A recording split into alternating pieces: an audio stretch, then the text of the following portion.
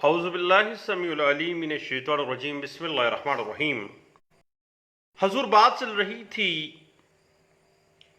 एक सिविल वो पार्टी जिसके खिलाफ आए वो फैसले को तस्लीम नहीं कर रही है, उस फैसले से अग्रीव्ड है, तो उसके लिए क्या remedy civil justice system Pakistan के अंदर मौजूद है। यानी अगर आप अग्रीव्ड हैं किसी सिविल डिग्री से, तो आप जो हायर कोर्ट है वहां पर अपील कर सकते हैं, अगर वो आर्डर या डिग्री अपीलेबल है। अगर अपील नहीं करना चाहते तो फिर इससे पहले हैं कि order 47 code of civil procedure 1908, उसी अदालत में आप सिविल रिवीजन फाइल कर सकते हैं कि इस फैसले पे गौर किया जाए दोबारा। और अगर उस पे हमने 2-3 नशिस्तों में बात की है साहिब, खारिज होने की सूरत में वो पार्टी जो इस आर्डर या डिग्री के खिलाफ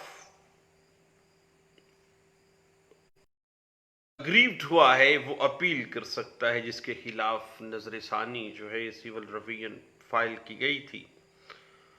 और वो वक्त जो रिव्यू पिटीशन के अंदर कंज्यूम हुआ है, अपील के लिए जो लिमिटेशन पीरियड है उसमें से डिडक्ट कर दिया जाएगा, मिनहा कर दिया जाएगा, उसको निकाल दिया जाएगा।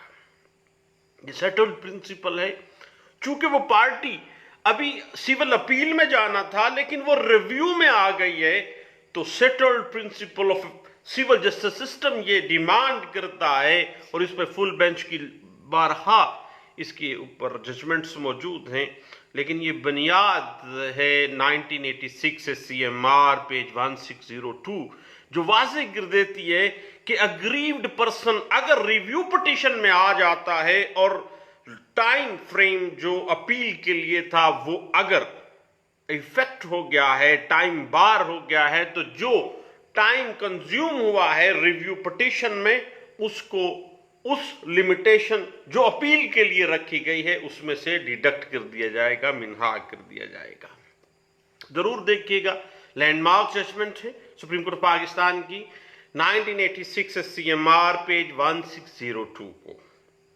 उसके बाद बात थोड़ी सी आगे बढ़ा दें, अभी आगाज से सिविल रिवीजन का बड़ा कॉम्प्लिकेशन और बड़ी इसमें टेक्निकलिटीज हैं, ज्यूरिस्टिक टेक्निकलिटीज भी आएंगी, इसमें लीगल जो इश्यूज है हमें सामना करना पड़ता है सिविल कोर्ट्स के अंदर और अपीलेट फोरम के ऊपर और हाई कोर्ट्स के अंदर, वो तमाम चीजें हम दर्जा बदर्जा इंशाल्लाह डिस्कस करने जा रहे हैं। और अगर हुक्म या डिग्री अपीलेबल नहीं है तो फिर हाई कोर्ट और डिस्ट्रिक्ट कोर्ट जो मातहत अदालत है, मसलन अगर डिस्ट्रिक्ट कोर्ट के खिलाफ फैसले के खिलाफ आप हाई कोर्ट में चले गए हैं, या सिविल कोर्ट के फैसले के खिलाफ आप डिस्ट्रिक्ट कोर्ट में चले गए हैं, तो फिर वो किसी भी फैसला शुदा केस का record under section 115 code of civil procedure 1908 मंगवा कर देख सकती है इस रिकॉर्ड को। और अगर कोई लीगल एरर ऑफ लॉ है, अगर वो नकाइस या डायरेक्टली कानून की कोई खिलाफ वर्जी उस फैसले में उस आर्डर के अंदर पाई जाती है, जो कि section 115 code of civil procedure 1908 में फाइल कर जाता है, जो court revisional power under section 115 code of civil procedure 1908 इस्तेमाल कर रही है, वो कोई भी हुक्म सादर कर सकती है जो वो मुनासिब समझती है। और इस सारे प्रोसेस को हम सिविल रिवीजन कहते हैं। अब सिविल रवियन बड़ी टेक्निकलिटी के साथ एग्जिस्ट करती है section 115 code of civil procedure 1908 में। सबसे पहले हम जुरिस्डिक्शन से रिलेटेड जो इश्यूज हैं, जो टेक्निकलिटीज हैं, उस पे थोड़ा सा फोकस कर लेते हैं। आपको पता है कि पहले सिविल रवियन के इख्तियारात सिर्फ हाई कोर्ट्स को थे। बाद में आपको पता है कि सिविल लॉ रिफॉर्म्स ऑर्डर्स आ गए 1972 में, और बजरिया ऑर्डिनेंस नंबर 12 1972 में सेक्शन 115 को दोबारा बतौर जो है सब सेक्शन 1, सब सेक्शन 2, 3 एंड 4 जो है वो एडिशन किया गया था।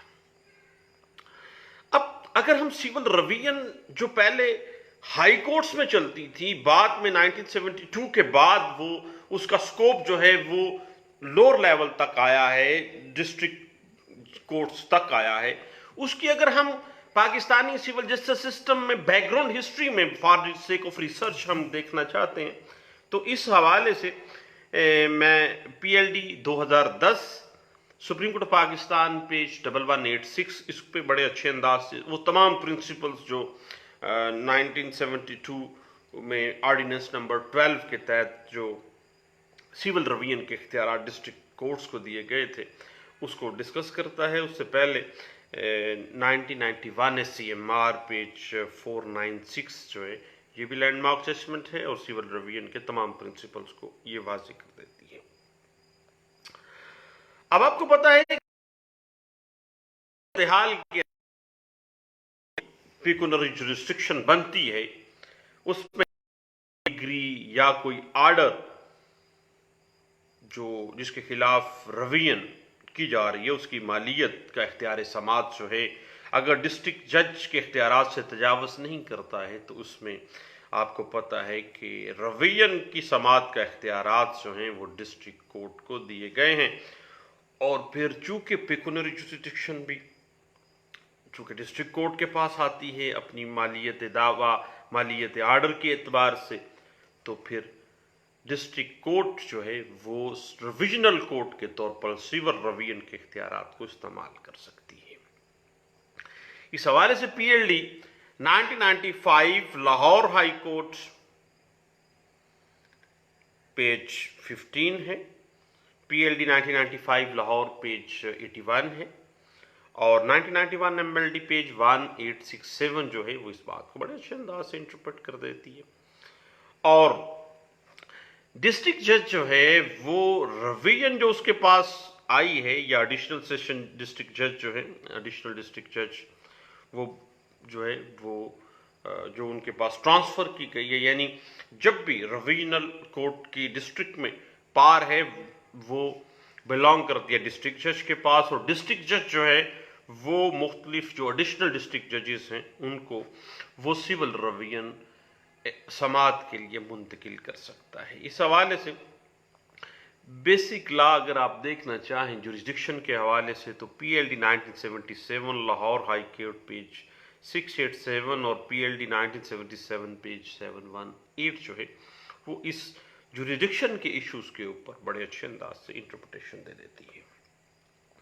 उसके बाद दूसरे दावाजात में, मुकदमात में, जहां पर कोई हुक्म या डिग्री अंडर रवियन की मालियत डिस्ट्रिक्ट जज के इख्तियार समाज से एक्सीड कर जाए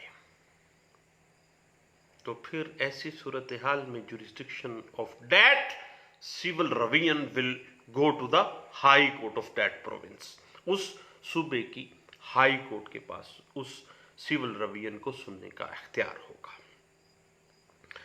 अब साहिब इस हवाले से PLD 1995 Lahore high court page 15 और PLD 1995 Lahore high court page 81 जो है वो हमें इस बात को बड़े अच्छे अंदाज से चुपट कर देती है।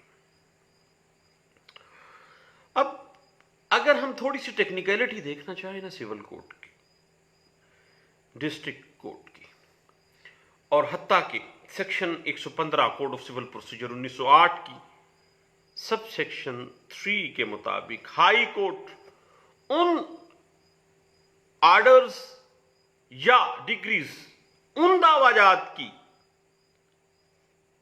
रिवीजन भी समाप्त कर सकती है जो कि डिस्ट्रिक्ट जज के इख्तियार में है। किसी भी ग्राउंड के ऊपर डायरेक्टली हाई कोर्ट जो है वो भी जुरिस्डिक्शनल पावर रखती है। इस हवाले से 2003 CLC page 1113, 2010 CLC page 256, PLD 1983 Lahore high court page 256 जो है वो इस हवाले से हमें कुछ गाइडलाइंस देती है। अब साहिब एक बात रखनी चाहिए, खास तौर पे सिविल वकील के तौर पे ये बड़ी अहम बात है कि section 115 code of civil procedure 1908 के लिए इख्तियार समात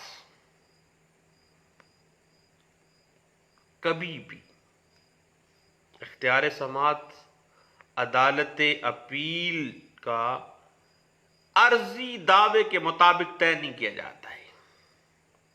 ये बड़ी टेक्निकल सी बात है कि सेक्शन 115 रिविजनल जुरिस्डिक्शन को डिटरमिन करने के लिए इख्तियार समात अदालत अपील जो है वो अर्जी दावे के मुताबिक तय नहीं किया जाएगा जैसे कि डिग्री के खिलाफ अपील में होता है, बल्कि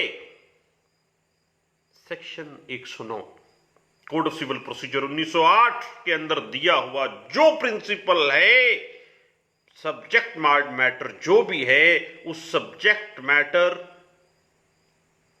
और दावे की मालियत के मुताबिक ही इख्तियार समात जो है वो तय की जाएगी। इस हवाले से PLD 1977 सुप्रीम कोर्ट पेज 340 और 1979 CLC पेज 151 बुनियादी असूल मरतब कर देती है सिविल रिवीजन के पिक्यूनरी और टेरिटोरियल या उसकी जुरिस्डिक्शनल पावर्स को किस तरह से डिटरमिन किया जाएगा कि ये किस कोर्ट की जुरिस्डिक्शन बनती है, आया इस कोर्ट में ये सिविल रिवीजन मेंटेनेबल है या नहीं है। इस हवाले से साहिब अगर हम सेक्शन 115 की सब सेक्शन 2 को देखें तो उसके तहत आने वाले मुकदमात में हाई कोर्ट और डिस्ट्रिक्ट कोर्ट को कंकरेंट पावर्स भी हासिल हैं। इस हवाले से 2010 CLC पेज 120, 1999 CLC पेज 1113 जो है इस हवाले से बड़ी हमें हेल्प दे देती है। लेकिन प्रैक्टिकल तौर पे बाज़ सूरत हाल टेक्निकलिटीज़ की नज़र हो जाती हैं और ऐसे दवाजात की रवीन जिसका इख्तियार समात जो है वो डिस्ट्रिक्ट कोर्ट को है, उस केस में रवीन हाई कोर्ट इंटरटेन नहीं करती है। आम तौर पर ऐसे है कि हाई कोर्ट कहती है कि ये जो इख्तियार है ये डिस्ट्रिक्ट कोर्ट का है, और ऐसे दावाजात की जो रवीन है जिनका इख्तियार समात डिस्ट्रिक्ट कोर्ट में है वो कहते हैं कि भाई आप वहाँ पे जाके जो है वो वहाँ करें, और high court of that province जो भी है वो इंटरटेन नहीं करती है। इस हवाले से 2001 CLC पेज 579 इस बात को सपोर्ट कर जाती है। PLD 2011 Karachi high court page 1 है, और 1992 CLC पेज 1904 है। 2003 CLC पेज 462 जो है वो इसी बात को बड़े अच्छे अंदाज से इंटरप्रेट कर देती है। और हमारे सूबा पंजाब में, चूँकि पंजाब में हम रहते हैं लेकिन सिंध में भी सूरत हाल हमने डिस्कस की है और ये केसला बड़ा अहम है। PLD 2011 Karachi high court page 1 जो है। लेकिन पंजाब की बात हो रही है, और पंजाब में पहले जहाँ मालियत दावा इख्तियार समात 25 लाख से आपको पता है तजाविज़ कर जाती थी, तो फिर सिविल रिवीजन जो है वो हाई कोर्ट में दायर होती थी। और दूसरे दवाजात के अंदर जो आपको पता है कि डिस्ट्रिक्ट जज के पास दायर होती थी, लेकिन अब आपको पता है कि अमेंडमेंट आ गई है कानून के अंदर बाकायदा तौर पर, और डिस्ट्रिक्ट कोर्ट का इख्तियार समात जो है आपको पता है कि 5 करोड़ रुपए तक बढ़ा दिया गया है। और जो निगरानी 25 लाख से ऊपर मालियत की हाई कोर्ट में जेर समात थी, वो सारी की सारी कहाँ पे गई? सारी की सारी रिमांड हो गई, वापस भेज दी गई डिस्ट्रिक्ट कोर्ट को। और जो एडिशनल डिस्ट्रिक्ट जजेस हैं उनको भी आपको पता है कि under section 6 sub section 2 West Pakistan civil court ordinance 1962 यही इख्तियारात थे। और जब बाकायदा अमेंडमेंट की गई थी तो जितने भी सिविल रवियंस जो 25 लाख से ऊपर की मालियत की थी, वो वापस भिजवा दी गई थी डिस्ट्रिक्ट कोर्ट्स के अंदर, क्योंकि डिस्ट्रिक्ट कोर्ट का इख्तियार समाज जो है वो 5 करोड़ तक बढ़ा दिया गया था। और इस हवाले से यही बात जो है इस Pakistan civil court ordinance 1962 section 6 की सब सेक्शन 2 जो है वो इस बात को इंटरप्रेट भी कर देती है। और इसमें अगर आप basic law for the sake of research आप देखना चाहते हैं ना, तो 1977 PLD 1977 Lahore high court page 287 जो है वो इस बात को इंटरप्रेट कर देती है। और उसके बाद एक बड़ी अहम टेक्निकलिटी है साहिब, और वो भी जुरिस्डिक्शन के हवाले से, कि section 115 sub section 3 code of civil procedure 1908 के मुताबिक जहां रवियन हाई कोर्ट या डिस्ट्रिक्ट कोर्ट में दायर की जाए, वहां पर मजीद रवियन जो है वो इंटरटेन नहीं की जाएगी। इस हवाले से हमें जाना पड़ेगा section 115 sub section 4 code of civil procedure 1908 की तरफ के, जो वाजे हो जाता है कि एक हाई कोर्ट आर्डर जो सादर शुदा रवियन के खिलाफ रवियन इंटरटेन करने का इख्तियार नहीं है। रवियन के खिलाफ रवियन नहीं है। इस हवाले से सुप्रीम कोर्ट ऑफ पाकिस्तान और हाई कोर्ट्स की बहुत सी लैंडमार्क जजमेंट्स हैं, यानी आला अदालतों का मुतफिका फैसला है कि डिस्ट्रिक्ट जज के जो सिविल रवियन के आर्डर के खिलाफ इख्तियार समात भी हासिल नहीं होना चाहिए। इस हवाले से क्योंकि that is the error of law. अब वो एरर ऑफ लॉ था, वो क्वेश्चन ऑफ लॉ अराइज हुआ और उसको डिस्ट्रिक्ट कोर्ट में ही सॉल्व आउट कर दिया गया। अब आगे जाके क्यों अपना टाइम वेस्ट किया जाएगा। इस हवाले से 2014 MLD page 625, 1986 CMR page 1116, PLD 2011 Peshawar high court page 53 जो है वो इस हवाले से हमें कुछ गाइडलाइंस दे देती है।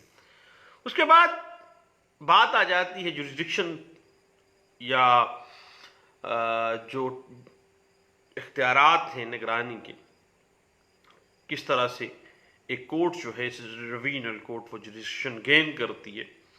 उसके बाद आ जाता है डिस्क्रिशनरी पावर्स क्या है एक सिविल रिवीजन इंटरटेन करने वाली रिवीजनल कोर्ट के पास। अब सही ये बड़ी अहम बात है जो मैं करने जा रहा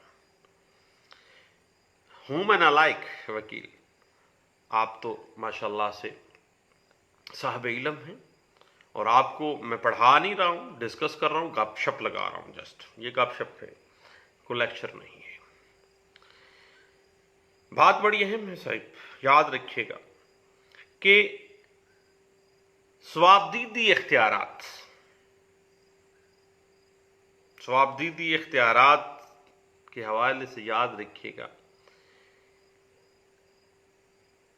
कि एक अदालत के पास जो डिस्क्रिशनरी निगरानी के इख्तियारात हैं वो हमेशा से कानून के अंदर प्रोटेक्टेड हैं।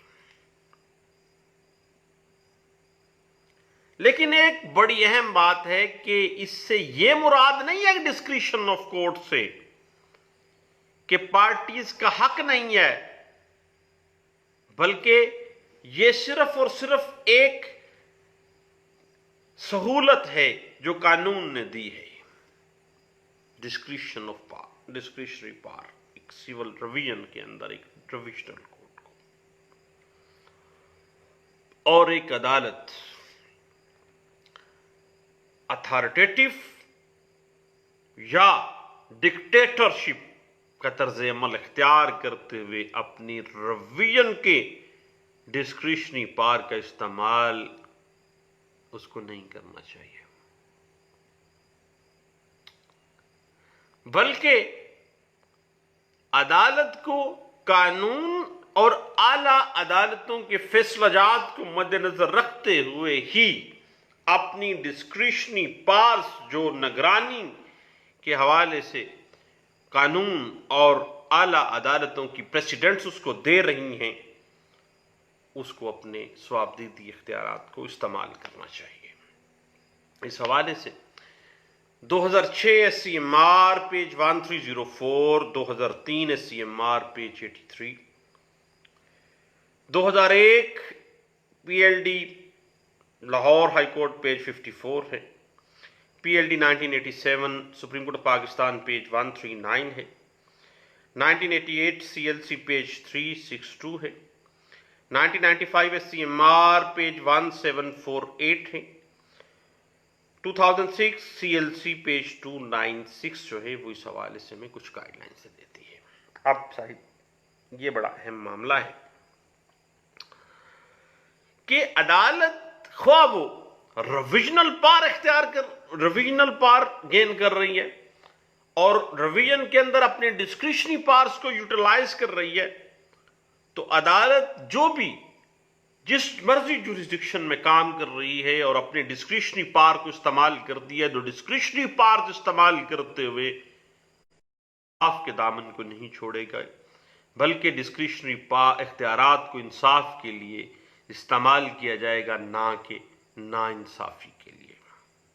इस बात को 1994 MLD page 1513, PLD 2001 Lahore high court page 139 इस बात को बड़े अच्छे अंदाज से इंटरप्रेट कर देती है।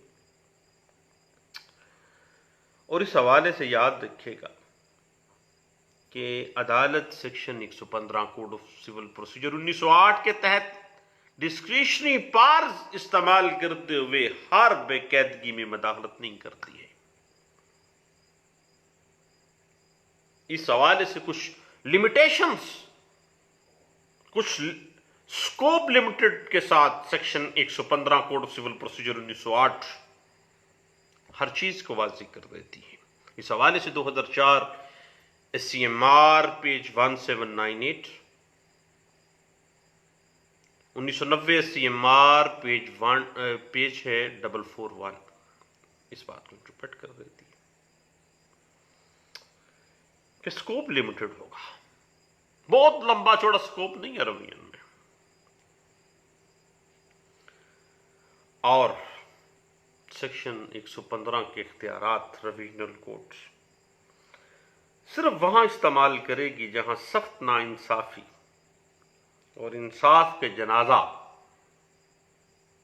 निकलने का एहतमाल हो। रिवीजनल कोर्ट अपने स्वाबदीदी इख्तियारात इस्तेमाल करते हुए उस रिवीजन को एंटरटेन करती है। इस हवाले से PLD 1985 है, आज़ाद जम्मू एंड कश्मीर की सुप्रीम कोर्ट का फैसला पेज 65 पे, और 1987 SCMR पेज 55 है जो वाज़ेह कर देता है इस बात को। और अदालत निगरानी के अंदर किसी हुक्म के खिलाफ एक अदालत रिवीजनल कोर्ट इख्तियारात इस्तेमाल नहीं करेगी अगर वो आर्डर दुरुस्त और बाकायदा है। फतवा उसके जारी करने में कुछ इर्रेगुलरिटीज हो गई हैं। इर्रेगुलरिटीज और इलीगैलिटीज के अंदर काफी फर्क है साहिब, ये बात जहन में रखिएगा। There is hell of difference between irregularities and illegalities. जिस ऑर्डर में इलीगैलिटीज हैं वहां पे सिविल रिवीजन लाए करेगी, और अगर इर्रेगुलरिटी है और वो ऑर्डर दुरुस्त है और बाकायदा है, वहां पर सिविल रिवीजन लाए नहीं करेगी। इस हवाले से 2011 CLC page 907, 2013 CLC page 1553, PLD 1964 supreme court of Pakistan के SCMR में दर्ज है ये, और पेज है 197। इस हवाले से मैं ये बात वाज़ेह कर देती है। अब साहिब बात चल रही थी discretionary power of a revisional court की। याद रखिएगा कि अगर किसी ऑर्डर की दुरुस्तगी के लिए कोई अदर रेमेडी मौजूद है तो फिर अदालत अपने स्वाबदीदी इख्तियार इस्तेमाल करते हुए रिवीजन को इंटरटेन करने से इनकार भी कर सकती है कि भैया आपके पास और अल्टरनेट रेमेडी है, जाओ वहां पे। इस हवाले से PLJ 1975 supreme court of Pakistan page 678 है, PLJ 1976 SCMR सुप्रीम कोर्ट का फैसला है पेज 159 है, और 1993 SCMR पेज 647 जो है इस बात को बड़े अच्छे अंदाज से इंटरप्रेट कर देती है। अलबत्ता ये बात डिस्क्रिशन है, और डिस्क्रिशन एक ऐसा टुंटना ऐसा एक जो कि कोई भी अटल असूल वाजे नहीं कर देता। हर कोर्ट में हर केस के डिफरेंट सर्कमस्टांसेस के साथ ये बदलता रहता है, और इस बात से इख्तलाफ, हालात हर केस के मुख्तलिफ हैं और हालात के मुताबिक ही इख्तलाफ किया जा सकता है, और इस बात को उस मुकदमे के उस ऑर्डर के स्पेसिफिक जो सर्कमस्टांसेस हैं उसके मुताबिक ही डिसाइड किया जाएगा कि क्या यहां पे क्या करना चाहिए। इस हवाले से 1996 SCMR पेज 1755 है, 1993 SCMR पेज 647 है, और PLD 1975 सुप्रीम कोर्ट पेज 1778 इस बात को बड़े अच्छे अंदाज से इंटरप्रेट कर देती है। उसके बाद बात तो यह है साहिब कि जहां पर किसी ऑर्डर के खिलाफ अपील हो सकती है और अपील ना की जाए, या उस ऑर्डर के खिलाफ under section 105 code of civil procedure 1908 कार्रवाई हो सकती है, या जहां पर किसी ऑर्डर के खिलाफ उसे मनसूख करवाने के लिए बाकायदा तौर पर रिवीजन में ही उसको रिकॉल करवाया जा सकता हो। इन तमाम सर्कमस्टांसेस में एक रिवीजनल कोर्ट निगरानी के तौर पर मदाखलत नहीं करती है, लेकिन यह असूल भी कोई अटल असूल नहीं है, क्योंकि अदालत निगरानी में वहां भी मदाखलत कर देती है जहां कोई दीगर रेमेडी ममनू हो। हां, यह बात वाजे ही नहीं हो पा रही है कि कोई अदर रेमेडी मौजूद भी है या नहीं है। एक ऐसा अजीब सा ग्रे एरिया फॉल कर जाता है कि पता ही नहीं चलता कि कौन सी रेमेडी है। तो फिर अदालत रिविजनल जुरिस्डिक्शन को यूज करते हुए मदाखलत करेगी, और अगर मदाखलत नहीं करती है तो फिर भी उसकी ग्राउंड सामने आ जाएंगी। और याद रखिएगा, हर मामले में सॉलिड ग्राउंड्स का होना जरूरी है, और जहां तक अगर कानून ने किसी फैसले को हतमी कहा है तो उससे मुराद कतई सूरत में यह नहीं है कि उसके खिलाफ निगरानी नहीं हो सकती है।